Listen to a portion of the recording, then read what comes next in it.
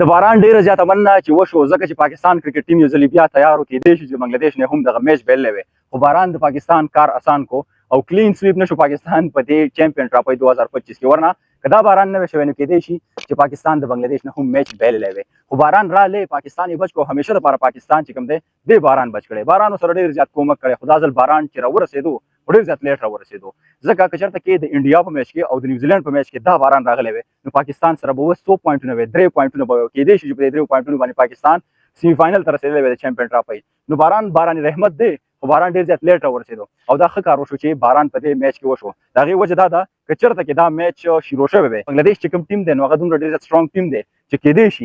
شي چې د هغو نه پاکستان هغه میچ بایللی وي ځکه د بنګلادیش لوبډله موږ کتلې ده هغه یې د انډیا سره ډېر زیات ښکلی میچ کړی او ډېر زیات زبردسته میچ یې کړی خو دلته کې پاکستان کرکټ ټیم چې کوم دی ما ته ښکاري داسې چې دا ځل یې خرابوه او دې بنګلادیش لوبډلې راله خرابوه خو زه شکر دا دی چې پاکستان کرکټ فینس د دې صدمې نه بچ شو او د بنگلادیش نه هغه بایلل په خپلو سترګو باندې ونه کتل او دې باران ته وګورئ هر څه مکمل طور باندې ډک شوي دي خو دا باران چې لږ ډېر مخکې را رسېدلی وی نو کېدای شي چې کوم هار موږ د انډیا نه څکلی دی او کوم هار پاکستان د نیوزیلینډ نه څکلی دی نو د هغه هار نه وبچ شوي وي خو خیر ما ویلي مو که چېرته کې ګټي نو پکه چې بنګلادیش یې وګټي یو خو میلمه ټیم دی او بله دویمه خبره دا ده چې د بنګلادیش لوبډله په پاکستان پسې ډېره زیاته ښه ده په موجوده ټایم کې بهرحال د پاکستان کرکټ ټیم سچویشن څه داسې دی سیریس خبرې به لږ دلته وکړو چې دې کې چې کوم سپارشین دي پرچین دي هغه ته مکمل طور باندې الیمینیټ کول پکار دي یو داسې ټیم جوړول پکار دي چې هغه یو سټرانګ ټیم یو په هغه کې ټول ټیلنټ دي نه چې سپارشین پکې چې کوم دا امام الحق دله شو چې کوم دا طیب طاهر دله شو نور داسې ډېر بلا پلیران دي که نومونه تعالی دنیا ته جوړوي ټول ټیم به دې خالي شي روان چې څومره هم ایونټس کېږي د دې لپاره یو ښه لوبډله او تګړه لوبډله تیارول پکار دي